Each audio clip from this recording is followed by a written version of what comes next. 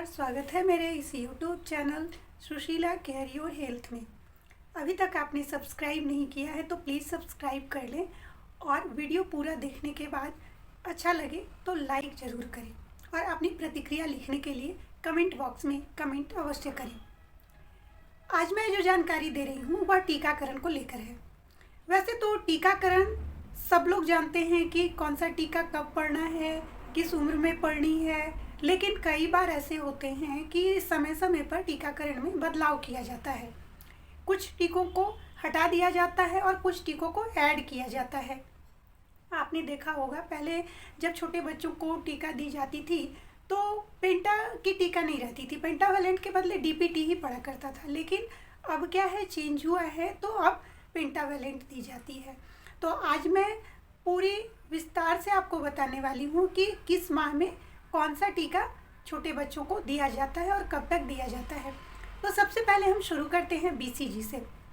BCG जन्म से तुरंत 24 घंटे के अंदर दिया जा सकता है। मतलब जन्म के तुरंत बाद से लेकर 24 घंटे के अंतराल तक जो सबसे पहला टीका बच्चों को पड़ता है वह है, सबसे पहले तो स्तनपान, उसे भी पहला टीका कहा जाता है।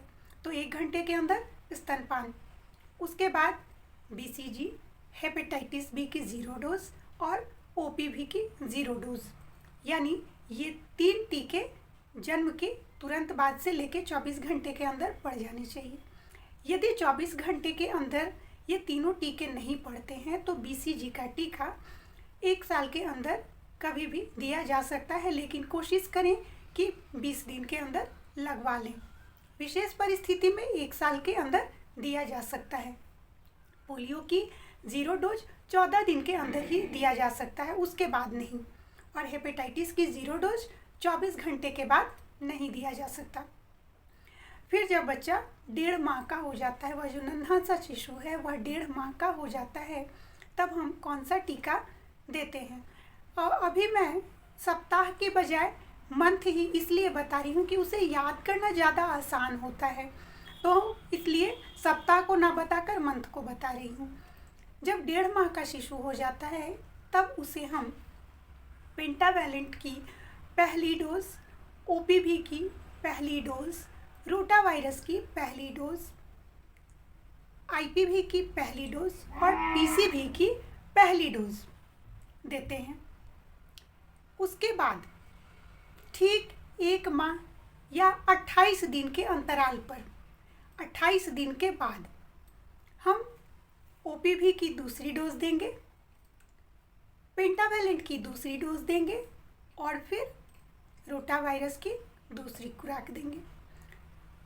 जब यह तीनों टीका पड़ जाता है उसके बाद फिर 28 दिन के अंतराल पर या 1 माह के बाद बच्चे को फिर से हम देंगे पेंटावेलेंट की तीसरी डोज, रोटा वायरस की तीसरी खुराक, ओपीवी की तीसरी खुराक, आईपीवी की तीसरी डोज और फिर पीसीवी की दूसरी डोज। ये तो हो गई 3.5 माह तक बच्चों को दिया जाने वाला जो टीका है।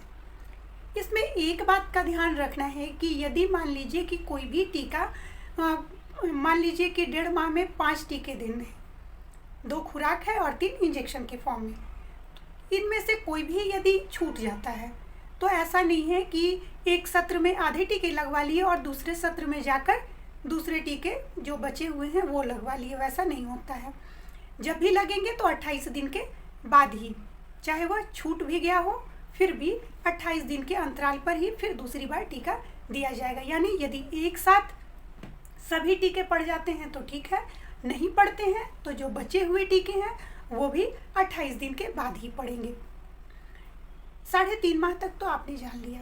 अब 9 माह के बाद, इसमें एक कन्फ्यूज़न होता है कि 9 माह के अंदर या 9 माह के बाद, तो ध्यान रखें 9 माह पूरे होने के बाद ही एमआर की पहली टीका, जेई की पहली टीका और पीसीवी और आईपीवी की भी तीसरी टीका। पहले क्या था कि 9 माह में एमआर और जेई की पहली खुराक दी जाती थी, पहली टीके दिए जाते थे उसे, लेकिन जो बदलाव हुए हैं उसमें अब 9 माह के बाद जो है वो एमआर और जेई के साथ विटामिन ए की खुराक तो पड़ेगी ही, साथ में आईपीवी और पीसीवी की भी तीसरी डोज उसे दी जाएगी।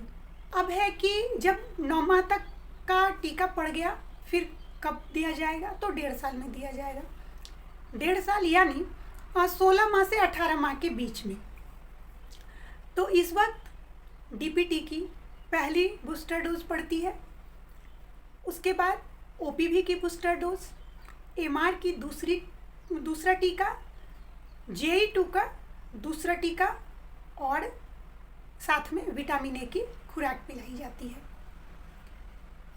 जब 1.5 साल तक ये सारे टीके पड़ गए, उसके बाद 5 साल में डीपीटी की दूसरी बूस्टर डोज के लिए बुलाई जाती है। उस वक्त विटामिन ए की 9वीं खुराक, और फिर 10 साल में टीटी के बूस्टर डोज के लिए बुलाया जाता है, और फिर 16 साल में।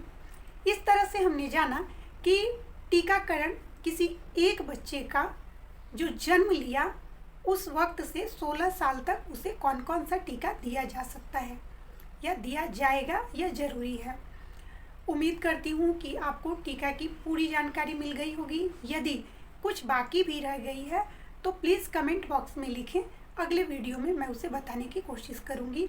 या वीडियो में कुछ कमी रह गई है तो आप कमेंट बॉक्स में लिखें, मैं अगले वीडियो में उस कमी को पूरा करने की भरपूर कोशिश करूँगी। वीडियो पूरा देखने के लिए बहुत बहुत धन्यवाद, और इंतज़ार करें मेरे अगले वीडियो का। धन्यवाद।